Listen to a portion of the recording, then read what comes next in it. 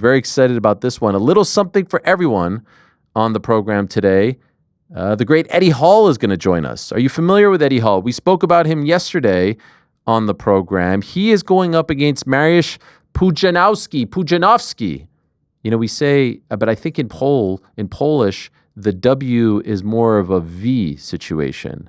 In any event, this is a 5-time strongest man winner, world's strongest man winner, going up against a 1-time world's strongest man winner, and it's a bit of a dream matchup because obviously we know that Mariusz has been fighting in MMA for quite some time under the KSW banner. Eddie Hall just kind of dipping his toe into the to the MMA scene, his training with the likes of Tom Aspinall, had a boxing match many moons ago, had a 2-on-1 MMA fight in June of last year, which went viral because he weighs approximately, I mean, can we get a picture of Eddie Hall? Let's just show the people who we're talking about here in case they're unfamiliar. 2017 World's Strongest Man, 5-time Britain's Strongest Man, 6-time UK's Strongest Man. He's a freak. And I say that with the utmost sincerity and love. That's Mariusz on the left. Eddie Hall's on the right. He's an absolute beast. And so they'll be competing at KSW 105 at the Pre-Zero Arena in Poland. And it's a bit of a dream matchup. It's 2 4-minute rounds. I understand Eddie wanted he wanted I think 2 2-minute rounds. And I think Mariusz wanted 2 5s, and I think they settled on 2 4s. 2 4-minute rounds. The gloves, by the way, are gigantic that he'll be using. Did you guys see that back in June? He went up against 2 guys at the same time. I don't know what their combined weight was, but the scenes were unbelievable. He was power bombing them. He was beating them up. He knocked one out, won the match. I mean, look at this. World Freak Fight League. Look at this. That's Eddie Hall. 2-on-1. I think combined his opponents didn't weigh as much as his leg. 37 years of age against 48 years of age. Like I said, 1 World's Strongest Man versus 5. An incredible resume, one of the most popular figures in the world of strongman, going toe-to-toe on April 26th in Poland. A dream matchup, if you will, and it's a dream opportunity for us to have the great Eddie the Beast Hall on the program. Let us go to the monitor right now and say hello to the big man. There he is. Hello, Eddie. How are you? Hey, I'm very good, man. How are you? What's happening? Are you getting a massage? I'm getting physio. So I only get certain times of the day where I'm allowed to get physio because my wife tells me exactly what I've got to do at home. So I'll get an hour to get my physio done, and this is that hour. It's the only free time I get. Is this problematic for you to be doing an interview at the same time? No, it's fine. No, okay. No. Who's holding up the phone? So I've managed to stick it on a stand hanging from one of the ceiling red. Golly. That is well done on your part. Absolute legend. Thank you so much. Well, it's great to have you on. It's a great honor for us, and this is very exciting for you. Would it be fair to say this is a dream opportunity? This is a dream fight, a dream. You know, maybe you didn't back in the day dream of fighting Mariusz, but because of who he is in the strongman world, because of who you are, to be going up against him in any kind of feats of strength has to be some kind of a dream, right? Oh, 100%. I mean, I grew up watching Mariusz Pudzianowski, lift out the stones, pull planes. He's probably one of the main reasons why I even got into strongman. So yeah, to be competing against Mariusz, albeit in a whole different world, in the fight world, it is a massive privilege. And Mariusz is, it's no small task on Mariusz's behalf as well. He's got 16 years experience, 26 or 27 pro fights, but he's pulling it all on the line to fight me. That's for sure. How did this all come about? Your idea, KSW's idea, his idea? Kind of my idea. I was training to fight Brian Shaw and Martin Ford and Mike Mitchell Hooper, which are all, just gigantic men, world's strongest man winners. that fell through, and I just felt a little miffed, you know. And I felt like I did sort of 8 months training for no reason whatsoever. So I decided, you know, I've got to do something with this. So the next man in line was Mariusz Pudzianowski. So I put lots of feelers out, and you know, been in communication with KSW for over a year, and it's finally come to fruition. And my understanding is, they just officially announced it last week. This fight is happening in, some 25 days. Did it get a little bit delayed because of perhaps some issues on his part? I didn't really know. You know, we've been in talks for over a year, and it's literally this like last 2 or 3 months where it's been like, right, Marius wants to fight. This is when it's going to happen. And there's been a lot of, you know, ifs, whats, buts, and coulds. But finally, Marius signed the dotted line literally last week. So here we are. Okay. So a few details to go over. 2 4-minute rounds, right? Yes, 2 4-minute rounds. So I wanted 2 minute rounds. Marius wanted 5 minute rounds. And somehow we've met in the middle, nowhere near the middle at 4. Yeah. How do you So, feel about that?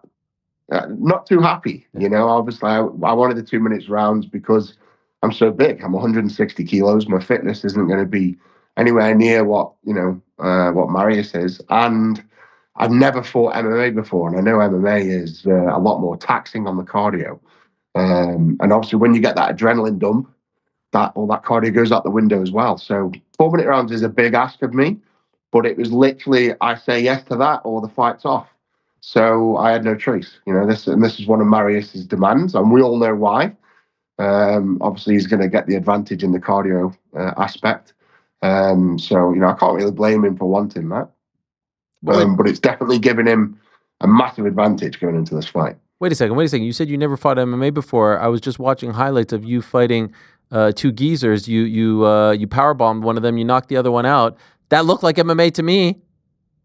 Yeah, I mean that was more of a freak show, and they were in the 2 minute rounds. To be fair, Okay. there were 3 2 minute rounds, and I just managed to catch him in that last round, that last 30 seconds, and and do the business. That was great fun, by the way. I'm a massive advocate for these 2v1 battles. I want to do more of them. It was great fun for me, and I think the general public want to see it, you know. So I'm all for it. Bring me more 2v1s. We'll get back to Marius, but since we're on this path here, that came about because those other opponents fell through, and you didn't want to waste a training camp, so you said, "All right, I'll do this." Yeah, basically. I mean, that was obviously Marius was the main target, but the Nafati brothers were talking shit about me online, so I just sort of said, "Luke, keep my name out your mouths, or I'll fucking sort you out." And before I know it, I had a contract under my nose to fight two Polish kids in a ring in Blackburn in England. So I don't even know how that happened, but it happened. And you'd like to do more of it. Yeah, 100%. I'd say that I thoroughly enjoyed that. That was like, it was good training for it. It was the fight itself was, you know, great atmosphere. And win, draw or lose, I just think it was just it was a spectacle. You know, it's like David versus Goliath. I think it was just great seeing two smaller guys against one giant. I just thought it was great to see. So obviously, your background isn't in mixed martial arts. I know you train with the great Tom Aspinall and his team over there, and that's the best that you can get. But I'm wondering, would it be fair to say that this is the type of career that Eddie Hall is looking after? Like, you have no grand illusions of being a UFC champion or a KSW champion or anything like that. You just want fun, as you put it, freak show fights. Are you comfortable with that, or do you want something more? No, I have no aspirations to be a ranked fighter. And I think it's pretty pointless. You know, no one wants to see me get in the ring with an average sized guy and fight. And I genuinely believe that's a lose lose for me. If I lose the fight, it's like ha ha ha, you lost someone half your size. If I win the fight, it's like, well, you just beat someone half your size. If you win, you lose. So it's a lose lose for me to go into a fight world and fight. If I'm being honest, and where I see my career in the fight world is the freak fights. You know, fighting the giants, doing the 2v1s. That I feel like that's where I belong. You know, There's no point in me fighting Joe Bloggs, the normal average man. It's got to be the Mariusz Pudzianowskis of the world. Your deal with KSW, is it exclusive or can you fight for anyone at this point? At this point, it's I don't even know. I think it's exclusive, yes.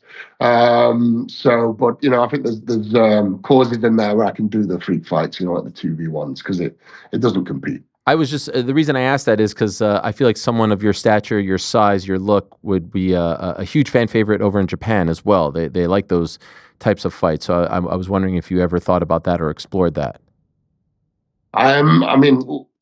If it goes on, I would love to be a part of that. But I say it's getting the right contacts. If you know anyone, please throw them my way. Okay, we'll talk offline. But they seem to be treating you very well in KSW and very excited to have you over there. This dream of being a fighter after you accomplished so much in the strongman world, how did this all start? Where did this come from? It just sort of fell into place really. Hathor Bjornsson offered me a fight after we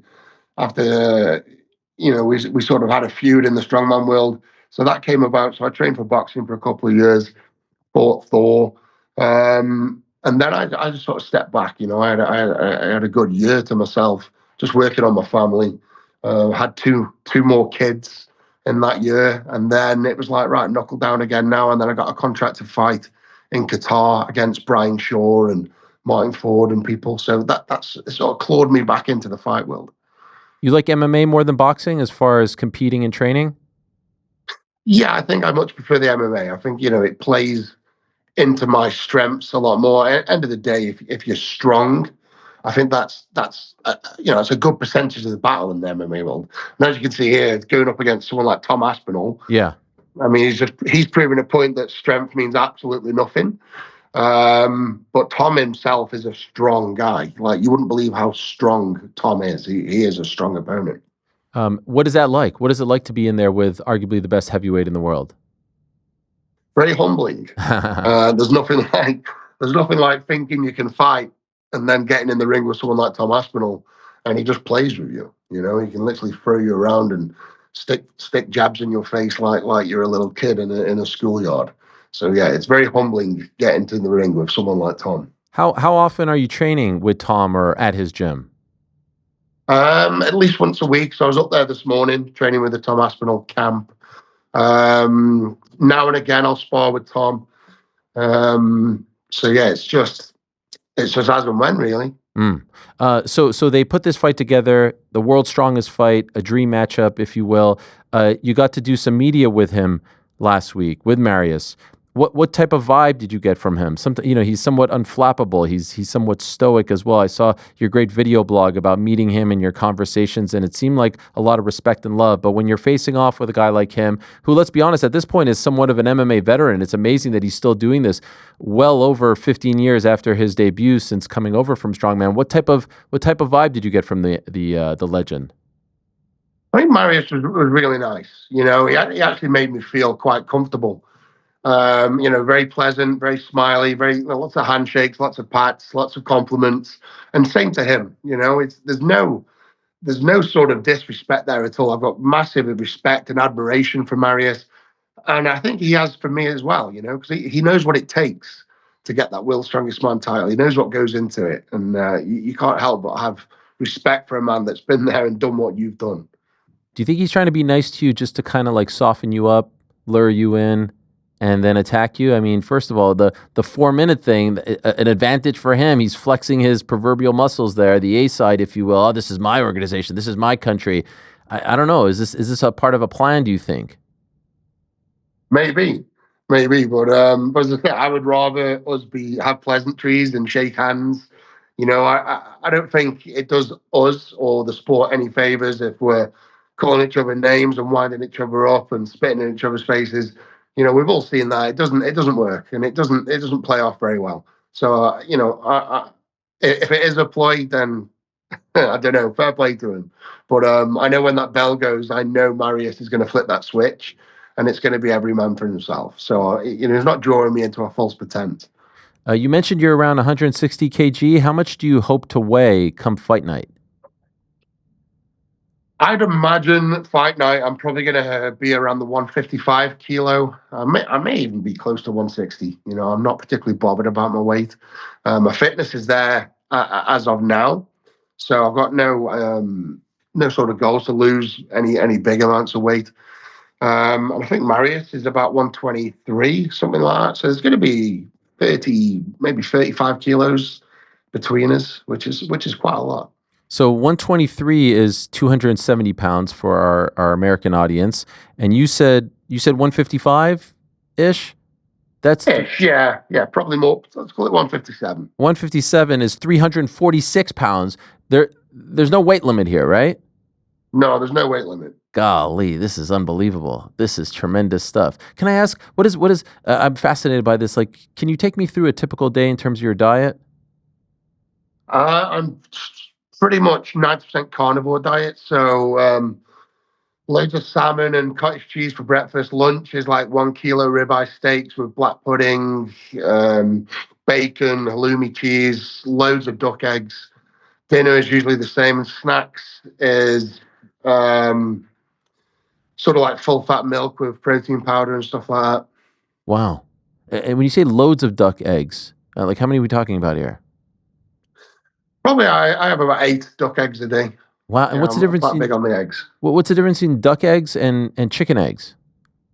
Duck eggs, I've got probably double the amount of vitamins and minerals and probably about 40-50% more protein as well. Really? Wow. And you get them at the grocery store? Yeah, we there's a special supermarket over here. It's Marks and Spencer's. It's like a snobby high-end Oh, yeah, store. yeah. Yeah. Yeah. So yeah, we get food from there. I didn't realize they were snobby, but it makes sense because I know that they took over the Liverpool arena. I think it was called the Echo, and as a result of the naming rights going to them, they don't allow MMA there anymore because they think that they're above MMA. Have you heard this? Yeah, hey man, it's Marks and Spencer's. You can't knock the Marks and Spencer's. Okay, It's all right. literally it's like Queen, like Oh, I didn't Queen realize. royalty over here. Yeah, Okay. so yeah, you can't knock them for that. All right. I didn't realize. And so when you're training for a fight, are you also lifting a lot as well? Are you keeping up with that? So up until 10 weeks out, I lift quite heavy. And then 10 weeks out from fight, I switched to just fight training and swimming. Actually, I do a lot of swimming. So I Wow. didn't do any weight training coming into a fight.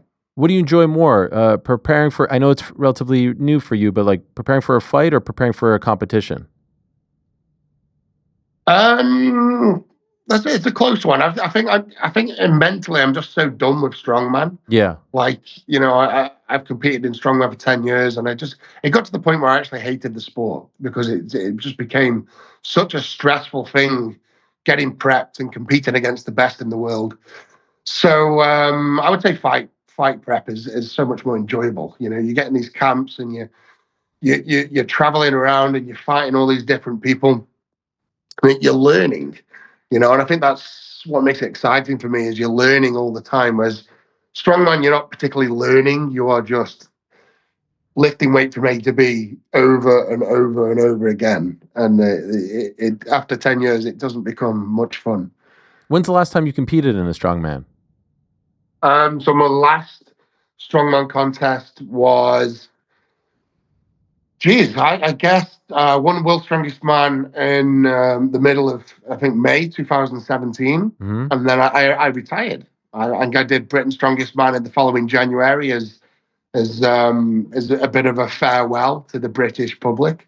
So that would have been my very last contest, Britain's Strongest Man 2018. Wow. And you've never been compelled or had the itch to go back? No, I did what I set out to achieve. I wanted to win the World's Strongest Man, and I did that. So that's like my childhood dream achieved. And then I guess the icing on the cake was pulling the 500-kilo deadlift. It was like the most historic, iconic lift in history in strength sports. And to be able to achieve that was just like the tip of the hat, the sort of cementing of my name in the strongman world. And that was enough for me to walk away. In your video blog, you told an unbelievable story about kind of how troubled you were as a kid. I didn't realize 13 years of age, you're an alcoholic, you're doing drugs, you're kind of in a very, very dark place. and strongman or lifting weights, going to the gym got you out of it. How did you get into such a dark place at such a young age? I mean, I have a 12-year-old. I can't even imagine him doing the stuff that you're talking about, the drugs, the drinking. I believe you had a child as well, right? Yeah, it was just like a series of unfortunate events. It started with the anxiety attacks sort of creeping in, and I believe that was from having very severe ADHD. And at the time, I just didn't know that I had ADHD. And off the back of that, I was diagnosed with depression. And, I guess I just fell into the trap of feeling sorry for myself. And I'd lash out at teachers, at pupils. And obviously, I'd vent a lot of my frustrations out on drink. And at 13 years of age, I was a paid athlete. So I was a paid athlete. I was a full-time sort of swimmer, and I spent all my money on drinking drugs. Like almost every single day, I would get a crate of beers and just drink myself to sleep. Wow. Who like set you on that path? Were there people that you were looking up to who were a bad influence, who told you this is the right thing to do at the time? No, I mean, I say it's a tough one to gauge. I mean, it's just something that fell into place, and I just felt like that drink, especially, just was such a good coping mechanism at the time. It was just such a nice thing to do, and like an escape from this hell inside my head. So yeah, I just I went to that place as often as I could, really. And how'd you get out of it? Going to the gym. I think there's my mum sat me down one day and just sort of said, like, what the fuck are you doing with your life? Like, you are throwing your life down the pan. You're expelled from school. Like, you've got to do something with yourself. And she ended up buying me a full-time gym membership. And I started going to the gym, I think, my late 14s, early 15s. And every time I went to the gym, I just felt good.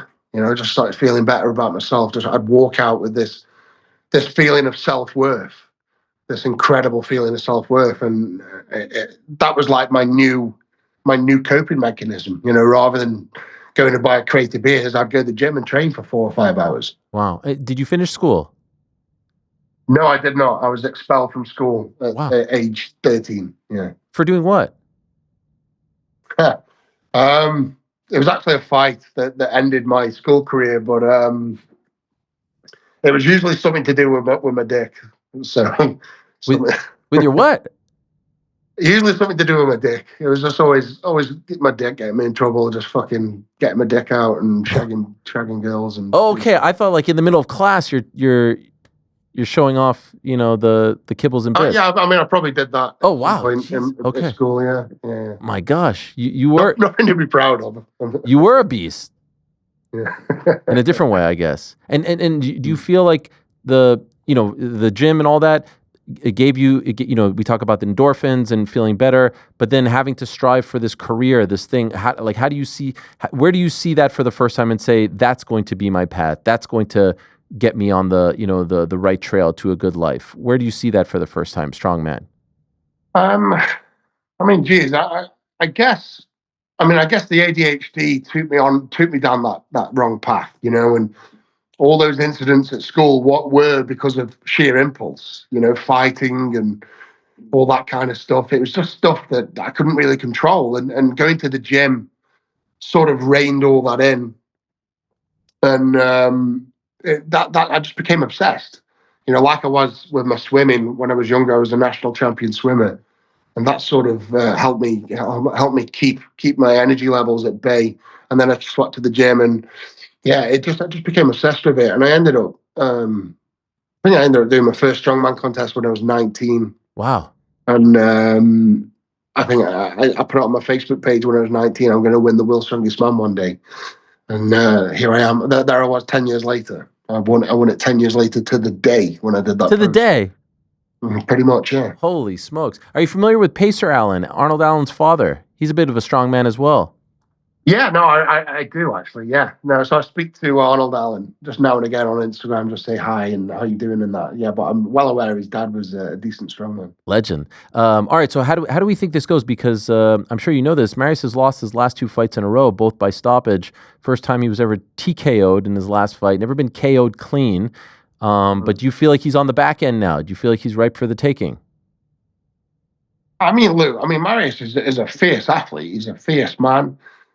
Um, I think we're both capable of knocking each other out, but I'd like to think that it is one on points. I think is going to be the way it's going to go down, or it's going to be a stoppage of some sort. It's going to be one of those two, in my opinion. Okay, so points would be you going 8 minutes. Uh-huh. Yeah. I think I can do the 8 minutes. I think it's going to be a tough ask. Yeah. But I think the 8 minutes is doable at this point. Do you have a dream fight? A dream opponent? This is pretty much my dream fight. This is it. I think so. If you're going to ask me, like, if you're going to put 2 world's strongest men in a cage, which 2 world's strongest men would you want to see in the cage? And I think it's me and Marius. Marius because he's got the experience, and me just because I'm game. I'm just want to get stuck in and have a go at it. What if it wasn't a strongest man? What if Marius wasn't a strongest man? Meaning like someone outside of that world. Is there a scenario, maybe a 2-on-1, something fun that you've thought of that you'd love to cross off the old list? I don't know. Maybe Jake Paul and Logan Paul. I'd love to get those 2 in a ring together. Oh yeah, you versus them. I mean, they're a lot bigger than the Nafati brothers. Yeah, but still, I think it'd be very uneven. You think you could kick their ass? Yeah, 100%. Powerbomb. Straight across the jaw. I loved what you did though. Your back was against the wall. You didn't let them come, from the back. I believe there was a clause in there where you couldn't powerbomb, although it looked like a powerbomb if you ask me what you did to the young man there. So I'm happy you didn't get DQ'd. Yeah, no, look, it was just like we had a good chat beforehand, me and the coaches did, and we just said, Luke, we're well aware of my power. And it was just like a mutual thing of no slamming on the neck, which I did not do and could have done very easily. I could have followed that power bomb through and literally have snapped his neck. And, I didn't do that, but could have. Can I ask you before we let you go, and I appreciate the time very much on this Tuesday, were you ever in talks to fight Dylan Dennis? So the Misfits put that out on their Instagram, and there were no talks. I'll be brutally honest. There were no talks whatsoever. Well, I didn't know of any talks. There might have been talks behind my back, but I saw that on Misfits Instagram, and I immediately sort of messaged my contact through there, and I said, "You've got to make this fight happen now. I'd love to fight Dylan Dennis." Oh, so that may well happen one day. I probably would have thought, because they were meant to fight this Saturday just gone, weren't they? KSI and Dylan Dennis. If they'd have given me like 2 weeks' notice, I'd have taken that fight. I'd have fought Dylan Dennis MMA as well. How big are the gloves that you're going to be wearing? 4-ounce gloves. So but what size? Well, I tried on the 2XLs and they're very tight on my hands, so I've asked KSW to get me some 3XL and 4XL made. Love it. I'll probably end up in the 4XL. Wow, what a scene it's going to be. What a scene. Eddie, appreciate this very much. Good luck to you. Just a few weeks away. Like I said, KSW 105 on the 26th of April. What a great scene it's going to be. You versus Mariusz Pudzianowski. A dream fight for fans of strongman, and it's very cool that you're doing this and training with the likes of Tom Aspinall in preparation for it. So I wish you all the best. Thank you for some time here, and looking forward to it very much. Thank you. Appreciate your time, mate. Thank you, buddy. You're the man. There he is, the great Eddie Hall, the Beast, they call him. By the way, XTB KSW 105 will be available exclusively on pay-per-view. Viewers around the world outside of Poland can watch it only on kswtv.com. How can you gain access to XTB KSW 105 in Gliwice, outside of Poland? Fans from other countries can now buy their access on on kswtv.com. That's for the event, KSW 105. This platform offers access to top quality materials. It also allows to watch the event both live and on demand in full HD. And it's where fans can get English commentary for the event, plus able to rewatch the event 7 days later. So that's big time stuff. KSWTV.com, or on pay-per-view here, in Poland, KSWTV.com here in America. So it's an open weight fight, 2 4-minute rounds. Mariusz Pudzianowski going up against Eddie Hall. I have to say, I will be there. Not literally there, but I would like to watch it. And we've already laid this out. This is some kind of day. What a day this is turning out to be. April 26th. We got FA Cup semifinals. We've got Ben Eubank. We've got this card, KSW 105. We've got UFC in Kansas City. I might be missing something else. NBA playoffs will be in full swing. What else? Incredible. Thanks for watching this video. Before you go, if you haven't already, hit that subscribe button for us. Also, give us a thumbs up, leave a nice comment. These things go a long way. And while you're here, do check out the rest of the channel. We've got live shows and full interviews, clips, and a whole lot more. We're doing big things here, and we appreciate your support very much.